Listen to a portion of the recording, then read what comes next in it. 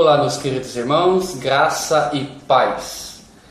Aqui estamos juntos mais uma vez e eu sou o reverendo Marcelo Lemos, sou presbítero da Igreja Anglicana Reformada São Paulo.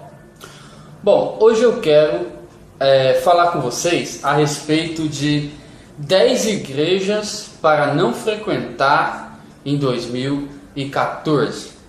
Estamos aí findando mais um ano, 2013 já está no finalzinho, e eu quero convidar você a fazer um voto comigo. Você vai votar, você vai fazer uma promessa de que nessas 10 igrejas aqui você não vai colocar os seus pés em 2014. Vamos lá? Primeiro, não colocar os pés em igrejas que tenham dono. Olha que interessante. Infelizmente, a gente sabe que no Brasil é extremamente fácil abrir uma igreja. Isso é bom, isso é legal, né? Isso demonstra que há uma liberdade interessante para o cristianismo ser vivido, para a pessoa de Jesus Cristo ser cultuada e pregada em nosso país. Nada contra. Mas essa facilidade tem tido aí um efeito colateral, que é a proliferação de igrejas que são, na verdade, grandes negócios, grandes meios de algumas pessoas enriquecerem com a boa fé dos seus fiéis. E isso acontece por quê? Porque as pessoas aceitam fazer parte de igrejas que possuam donos. A igreja tem um dono, tem um camarada que é o dono da igreja. E a pessoa chega para você e fala assim: olha, porque fulano abriu uma igreja para ele, ciclano abriu uma igreja para ela. Ah, mas quem é lá o dono da sua igreja? Ah, o dono da igreja é fulano de tal. A igreja tem um dono, tem um cara que todo mundo é submisso a ele e ele não é submisso a ninguém. Isso não pode acontecer. A liderança da igreja exerce sim um papel importante, um papel fundamental na vida da igreja, na vida espiritual, na vida administrativa. No entanto, essa liderança jamais pode ter a pretensão de ser a dona da igreja. Isso jamais pode acontecer. Você jamais deve permitir que isso seja uma realidade na sua igreja. O seu pastor responde a quem? Não pode ser a ele mesmo. O seu pastor precisa responder a um conselho, precisa responder a uma instância superior a ele. Ainda que uma igreja tenha um pastor presidente, esse pastor presidente não pode ter um cargo vitalício, não pode inexistir mecanismos de você, numa eventualidade, tirar essa pessoa da liderança. Imagine, eu já vi casos assim, imagine casos de pastores que pecam gravemente contra a lei de Deus, pecam gravemente contra a igreja, mas não existe nenhum mecanismo que possibilite a retirada dessa pessoa da liderança da igreja. Por quê? Porque a igreja tem dono.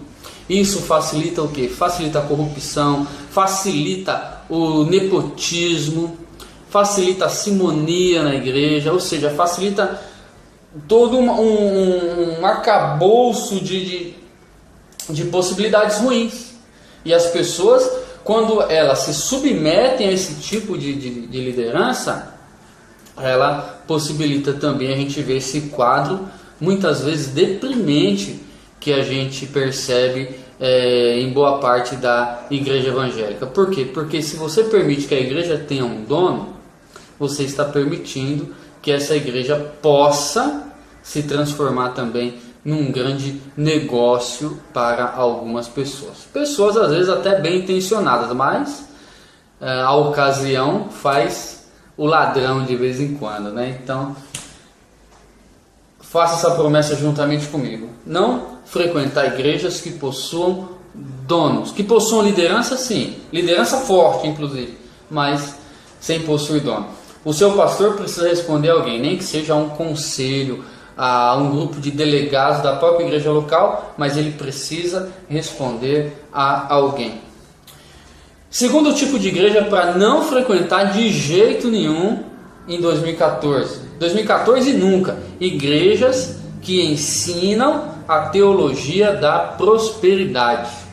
Essa turminha aí, que boa parte está na televisão e você dá 10 para receber 100, dá 100 para receber 1.000, ou você compra uma Bíblia de R$900, de R$400, de R$1.500 para de repente Deus salvar alguém na sua família, Deus curar uma doença, e você faz aquele negócio com Deus, aquela barganhazinha com Deus, né? Olha, eu vou plantar uma semente, quero uma espiga de milho, aí eu planto a espiga de milho, quero um pé de milho, né? Teologia da prosperidade, teologia que engana as pessoas em troca de dinheiro, como se para Deus abençoar alguém, essa pessoa precisasse aí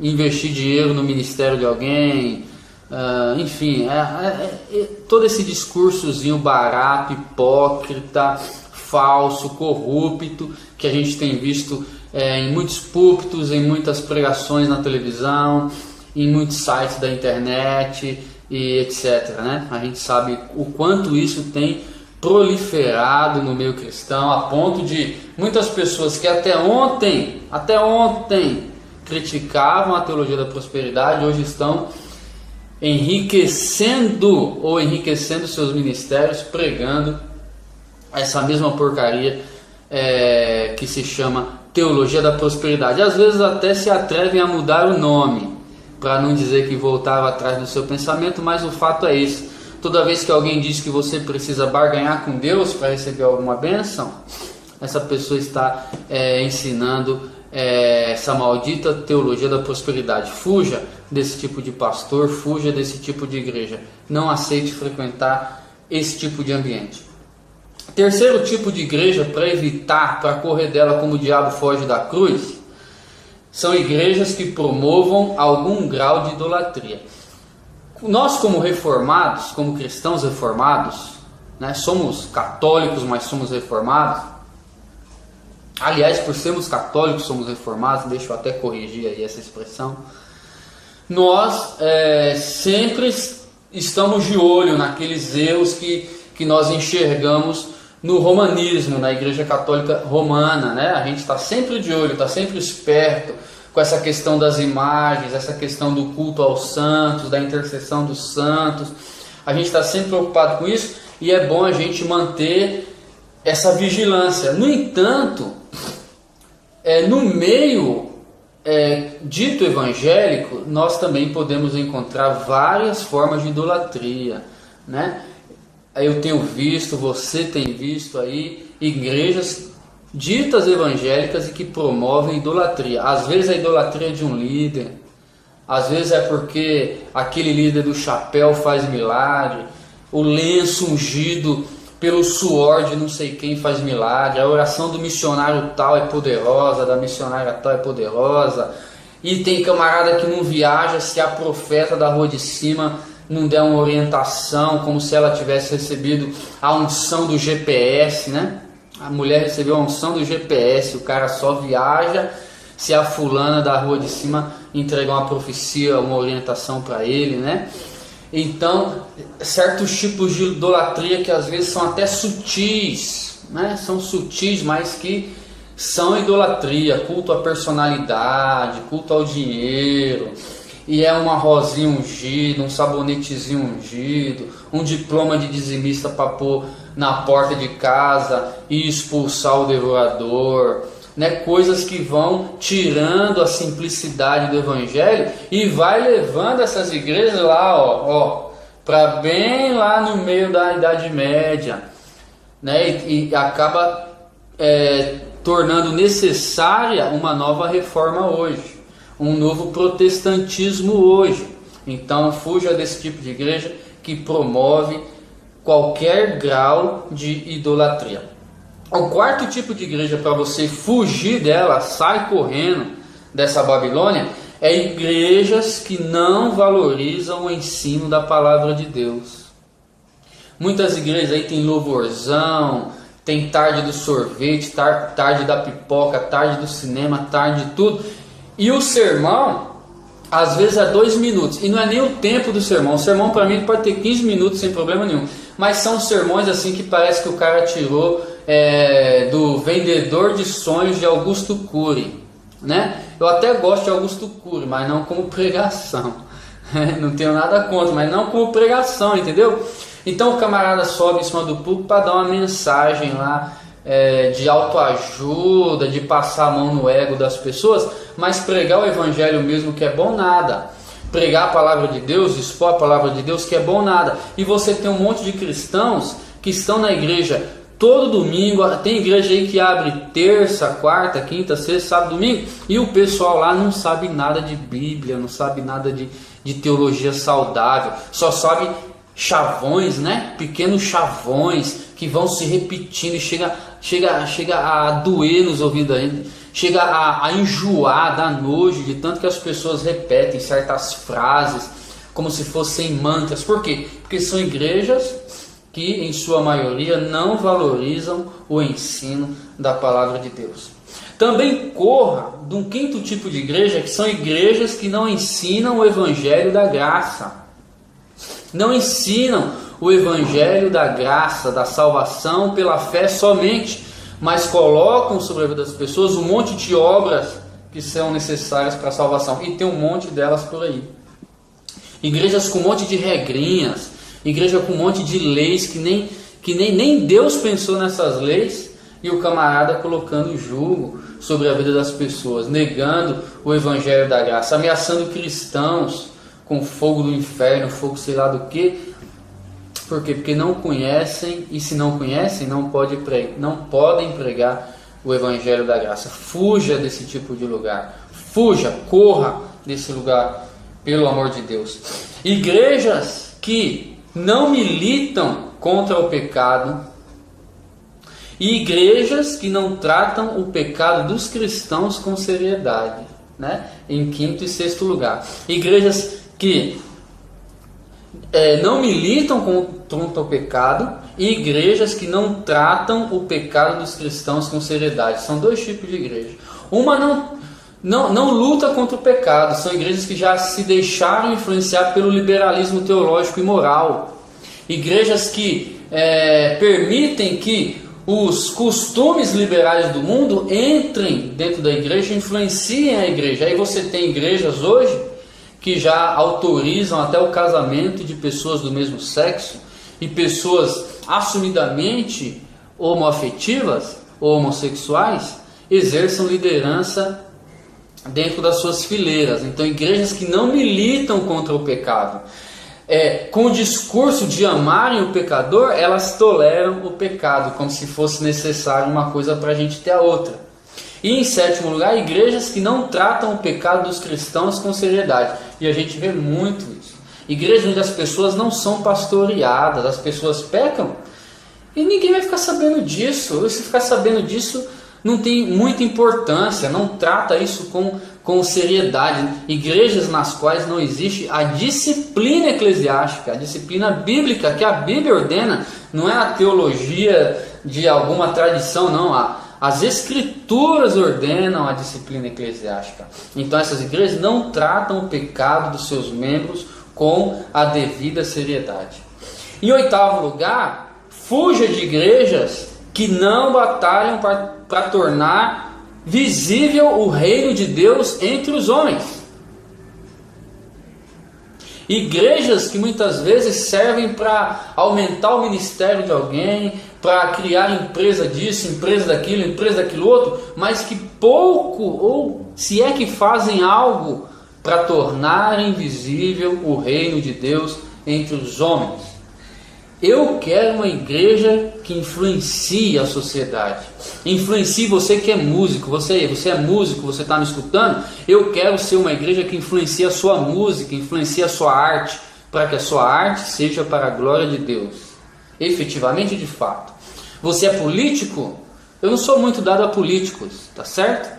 Mas já que você é um político, eu quero ser uma igreja que influencie você na política. Você é professor, quero influenciar você Eu quero ser uma igreja que influencie você na sua aula, na sua pedagogia, na sua política educacional, etc. Então, fuja de qualquer igreja que não milite para tornar visível o reino de Deus entre os homens. 9, fuja de igrejas que não promovam o evangelismo. Não promovam o evangelismo, inclusive e mesmo se e principalmente se são igrejas que se declaram reformadas. Muitos cristãos que se declaram reformados, calvinistas, e que quando alguém prega o evangelho, quando alguém sai na rua para pregar, distribui folheto, quando alguém chega lá e fala assim: meu filho, aceita Jesus na sua vida, essa pessoa vira para você e diz que você virou arminiano, que você não sei o quê. Quem não promove o evangelismo não é uma igreja digna de Cristo. Fuja de qualquer igreja, não importa a placa, não importa a tradição. Se essa igreja não promove o evangelismo, corre, foge daí que é uma Babilônia. Sai desse lugar, pelo amor de Deus. E em 10º lugar, e não menos importante, igrejas que não investem no discipulado.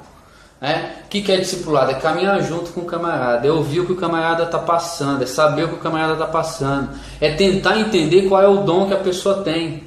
O seu pastor se preocupa se você tem algum dom, se você pode dar um estudo bíblico, se você vai tocar na igreja, se você é um conselheiro, se você é uma conselheira de casais. O seu pastor se preocupa com isso, ele discipula você, ele diz para você como é que o pai trata o filho, como é que o filho respeita o pai, como é que o marido ama a esposa, como é que a esposa valoriza o marido. Se o seu pastor faz isso, se ele não faz, sai daí, corre, vai para qualquer lugar. Procura um padre, se o padre fizer isso para você, procura um padre, mas sai de onde você está. Igreja que não discipula os seus membros não é digna de ser parte do corpo de Cristo. Tá certo? A gente poderia falar de outras características indesejáveis numa igreja. E eu poderia falar para você também de muitos desses pontos nos quais talvez eu mesmo tenha falhado, igual todos nós estamos passíveis de erro.